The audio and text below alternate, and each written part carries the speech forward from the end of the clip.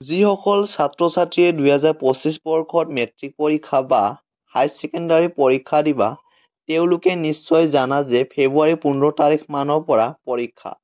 তো এতিয়া তোমালোকে যদি দিন হিচাপে গণনা কৰা, তেনেতে তোমালোকৰ হাতত মাত্ৰ 30 দিন আছে। আৰু এই 30 দিনত ভালকৈ পঢ়ি 85ৰ পৰা আৰম্ভ কৰি 95% লৈকে কৰিব পাৰিবা। কিন্তু তাৰ এটা সঠিক কৌশল আছে। তোমালোকলৈ কোৱা 30 দিনৰ গোপন কৌশলটো যদি ফলো কৰা, তেনেতে মেট্ৰিক পৰীক্ষা বা হাই ছেকেণ্ডাৰী পৰীক্ষাত ভাল ৰিজাল্ট লাভ কৰিব পাৰিবা।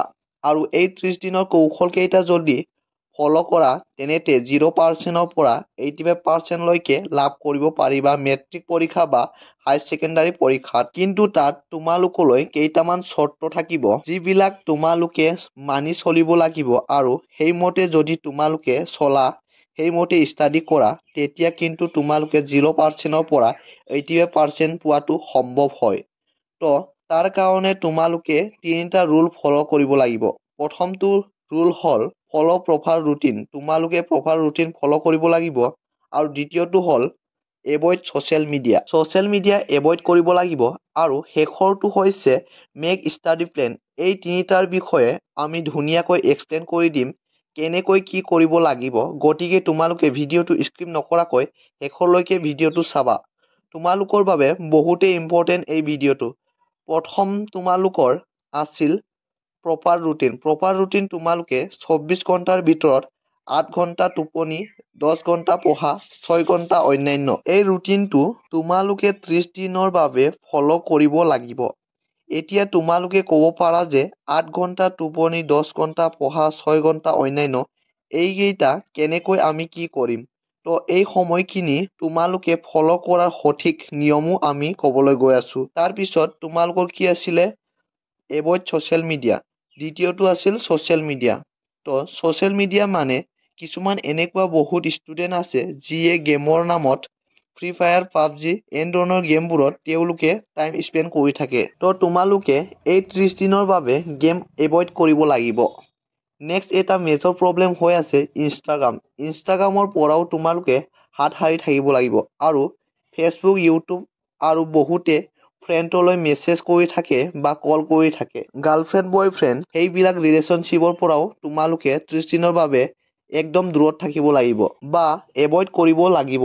এইবিলাক তেতিয়াহে তোমালোকে সঠিকভাৱে সেই 30 দিনৰ পঢ়া শুনা কৰিব পাৰিবা। তো তোমালোকে ছ'চিয়েল মিডিয়াটো বুজি পাইছা, গেম, ইনষ্টাগ্ৰাম, ফেচবুক সেইবোৰ এভইড কৰিব লাগিব। আৰু অলাগতিয়াল মেছেজবোৰ তোমালোকে কাৰো লগতে টাইম স্পেণ্ড নকৰিবা। লগতে ইউটিউবটো তোমালোকে ইউজ কৰিব পাৰা যদি পঢ়াৰ ক্ষেত্ৰত ইউজ কৰা। বহুতে কিন্তু ইউটিউবৰ পৰা প্ৰি ফাইনেল এক্সামৰ পেপাৰ ছল্ভ কৰা চাই। তো তোমালোকে তেনেকুৱা ৱেত চাব পাৰা।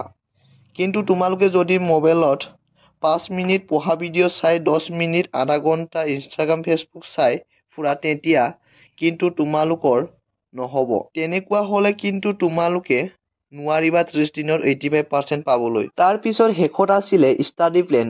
এই 30 দিনৰ বাবে ষ্টাডি প্লেন বনাব লাগিব।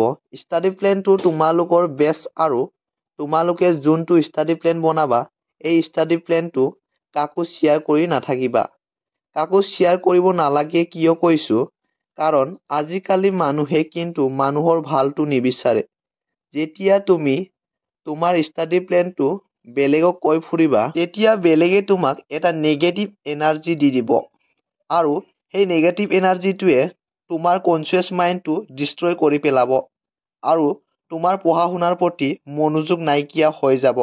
গতিকে তুমি কি পঢ়ি আছা, আগলৈ কি পঢ়িবা, কি প্লেন বনাইছা, কিমান % কমপ্লিট কৰিলা, সেইবিলাক তোমাৰ ফ্ৰেণ্ডক বা ওচৰ চাবৰীয়াক মানুহক কৈ নুফুৰিবা। তুমি কি পঢ়িছা তুমি নিজে জানা।